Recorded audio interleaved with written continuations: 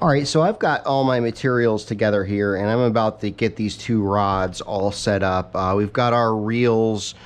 These are 5000 series casting reels. They have an elongated spool for longer casting distance. The first one is an 8.5 foot rod, and we are going to put 15-pound slick braid on it. I really like the slick braid, the way it goes through the guides and everything. The slick braid feels like normal line. I feel like it casts just a pinch further. So I enjoy using the slick braid a little more. But what I'm going to do is I'm going to back it on the spool with 17-pound. Now, this spool, and the reel manufacturers have gotten a little better at this. The spool has a bit of a perforated feel to it, but I've had problems in the past where if you put braid straight onto a metal spool like this, and you get a big fish on there, the braid will spin on the spool, right? So we're going to seat it with monofilament. And that is going to give it a nice tight grip. I'm going to use a reel knot to put the monofilament onto the reel, and it's going to be 2 pounds stronger than the main line. So in the event that I was to hook into a very large fish, and then the last thing is the leader that I'm going to run. This isn't ideal. This is 10-pound, but ideally I would run 12. And so the 12-pound would be 3 pounds lighter. So if I was to hook into a very, very large fish, you could fight them, and if you went all the way down to your backer line and then ran out of line, the leader would snap. Okay, so that would protect your main line and your backer line. The main function of the backer is just to give you the grip on the reel if you're going to use braid. But the leader not only is clear, but so it's when fish are line shy, they'll hit a little more if you use a clear leader. And again, this isn't ideal. I would use 12-pound ideally, but I have 10 here. The other setup that I'm going to set up today is a Fenwick Eagle. It's a 9-foot rod. Again, we're going to do a 5000 series long casting reel. I'm going to put 25-pound on the spool to seat it and give us that real tight grip. We're going to double unit knot it to this 20-pound slick braid, okay? And then I'm going to use this 17-pound as a leader for this. So this is like an ideal setup. This will be on the reel backing the main line. The main line is 20-pound, and then we'll have a 17-pound leader. Now, if you get the lure stuck in a log or a rock or something like that, you can snap the lure off and only lose a small piece of your leader. And with double uni knot, the main line to the leader, and I have found that a double uni knot is stronger than a Trilene knot. I'll do a Trilene knot to a quick clip, and if you get a lure hung up, most of the time if you have to snap it off, the Trilene knot is the weakest point, and you'll actually be able to just retie a new quick clip onto the end of the leader. You lose almost anything at all. But in the event that you get the lure caught up and the Trilene knot holds as tight, then you'll only lose a piece of your leader line. Chances are, if I'm on the water, I'm just going to tie on a new quick clip with the leader being a little short and finish the session with a shorter leader. But at least I don't lose half my main line into the water, which I just don't like to lose line in the water, not to mention the fact that I'm going to put as much line on there as I want. I don't want to go losing 50, 75, 100 feet of it, because I want the amount that I want. I don't want 100 feet less. So this is the way that I've set the reels up. Now, I've kind of learned my lessons. In the past, I ran braid right on a metal spool, a 6000 series bait runner, and I was fighting a striped bass, my first striped bass I ever caught, and the braid was spinning on the spool, and it must have taken me a half hour to get that fish in because the braid kept spinning and spinning and spinning on the spool. And that's when I learned my lesson to put this backer line on before braid with metal spools so that that doesn't happen.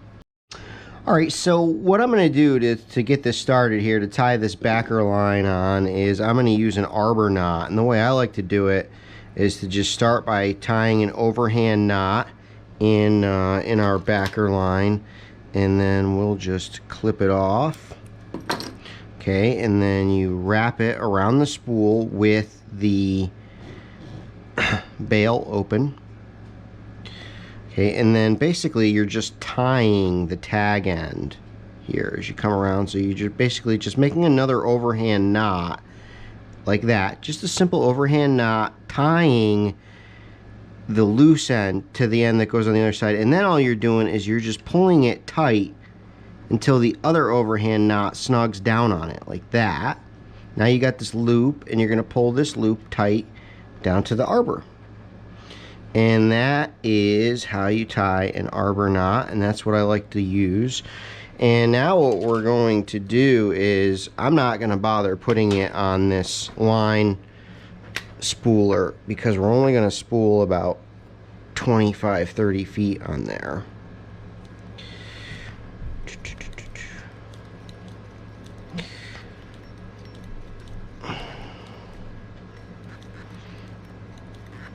All right. And that's it. That's all I'm going to put on there. We are... Oh, I don't have my reverse lock on. There we go. Alright, so now I'm just going to set the rod down. I'm going to clip this off. And now we've got our backer line all situated. Get that off. Backer line is all situated. I am going to tie a double uni knot to the braid. When I ordered this, I did not select a color, so they were nice enough to select purple for me. So that was nice of them. Couldn't have given me any of the other colors. No, they thought as a fisherman I would want purple. This is our 20-pound, 300 yards, because we're going to put a lot on there. Power Pro Super Slick V2. Okay. For my backer line to my main line, I am going to tie a double uni knot. And we go around once. And then 1, 2, 3, 4, 5, 6. And we're going to wet it and pull it tight. Okay, so there's the first half of our double uni knot right there, and I'm just going to pull this down a little bit, and now we're going to make a loop with our backer line. I'm going to pull a little more through, make a loop with our backer line right next to our main line, and we're going to wrap this through 6 times. 1, 2, 3, 4, 5, I tried to do it early. 6, and 7. And get it wet.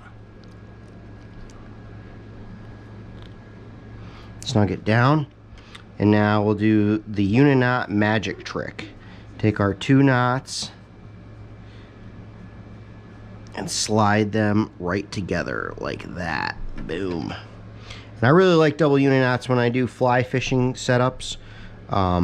Look how straight that pull is between this much thicker 25-pound mono and this very thin 20-pound braid. It's just straight as an arrow connector with this double uni knot. I really, really like these double uni knots. Clip this off and clip off our tag ends here.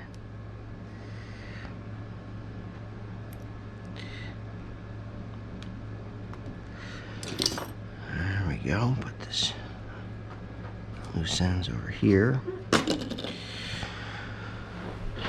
Push our chair back and start spooling on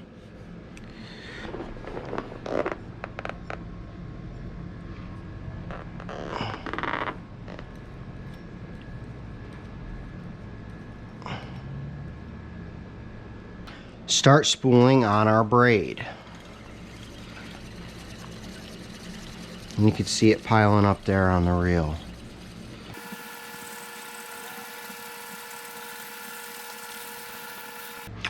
All right, so that's about as much braided line as I want to put on there. I don't want to go any more than this. And I would be concerned that, you know, I'm going to have issues. I may actually have to clip this back a little bit, which is fine. If I get any wind knots or this is just too much braid to have on the spool, I'll just clip it back a little bit and retie starting from the leader. But now that we've got as much braid on the spool as we want, we are going to tie on some Cajun red as a leader. Now, you could use fluorocarbon too. I do like fluorocarbon. We're just mostly using this for bass fishing, possibly some schoolie striped bass on a light setup like this. So for this, at this point, we're just putting 17-pound Cajun line on here for leader.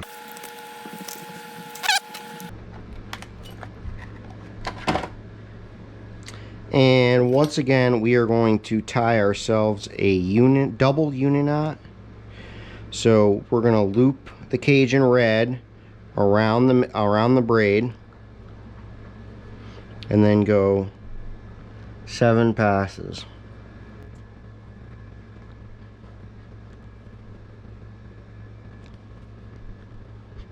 I have done this with different numbers of passes, and I would say down to 5 works fine. I like to do 7, you know, a little lucky number 7.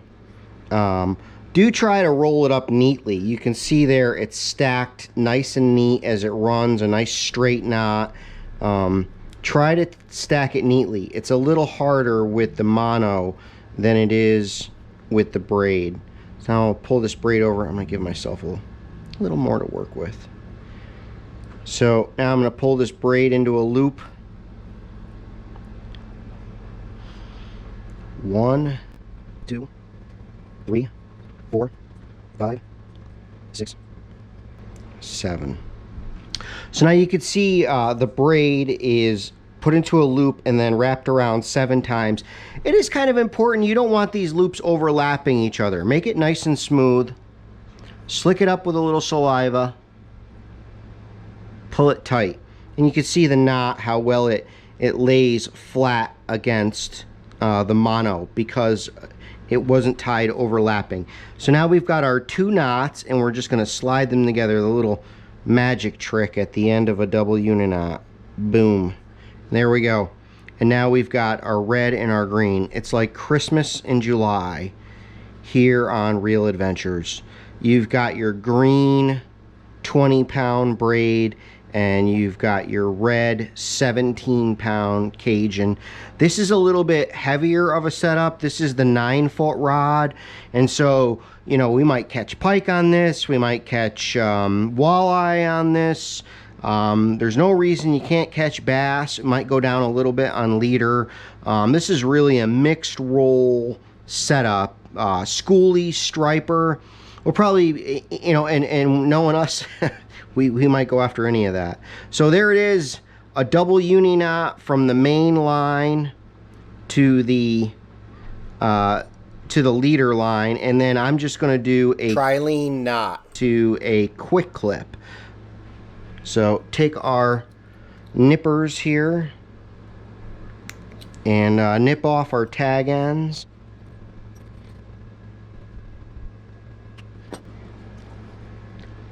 And there it is, all set up. Now I'll put the quick clip on. This is longer than I really wanted it. Yeah, we're gonna cut it about there. We're gonna wind up cutting some off.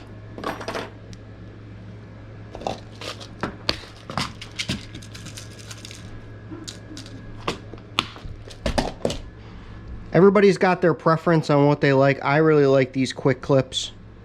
I can hear it now in the comments that this is way overrated for this. It is. This is a 50-pound quick clip.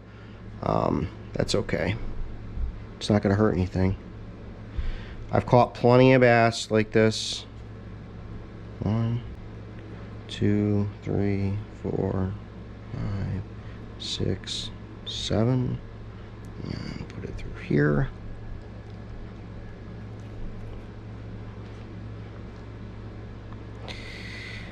So there's our quick clip tied on there. So we've got our quick clip, and I'm just gonna nip it off. So here we go. We've got our quick clip Trilene knotted to our leader line, okay? Then our leader line comes down, is double uni knotted to our main line. Our main line goes onto the spool and is double uni knotted at the bottom to our backer line. And our backer line has an arbor knot to the spool. And that is the entire setup. So we've got our quick clip right here, which is Trilene knotted to our leader line right here. Leader line goes up and comes down and is double uni knotted to the main line. Main line goes in, is spooled onto the spool, and it leads down to our backer line that it is double uni knotted to. And then at the end of our backer line, we have an arbor knot holding it to the reel. And now this is ready to go. We just pop the end of the rod on there and pop a lure of our choice onto the quick clip. All right, so I'm doing up the second reel here, and this is going to be the lighter of the two setups. This is on the 8.5 foot. This is going to be the 15-pound braid. The only thing difference here is this is only a 150-yard spool. It's not a 300-yard spool. So I spooled a bunch more mono onto it as backer. You can see there, that's quite a bit. I mean, I only did like maybe 20 wraps on the other one. This is probably 120 wraps. So I stacked up the braid a little more to backfill it because this is half as much line and it's thinner. So that's the only difference between the two setups as far as what I'm doing. I did an arbor knot to tie it on here. I'll do a double uni knot to tie it onto this. I'll do a double uni knot to tie this onto the backer line, or the leader that I'll be using. And again, this is 10 pounds, but I'll get some 12. 12 would be ideal. This is going to be the lighter setup for throwing, you know, just a little bit lighter lures. And we'll be able to experiment a little bit with which one we like better and what kind of differences we see in casting distance. Thanks for stopping by the channel. Hope you guys enjoyed the content. Don't forget to hit like and subscribe, and we'll see you next time on Reel Adventures.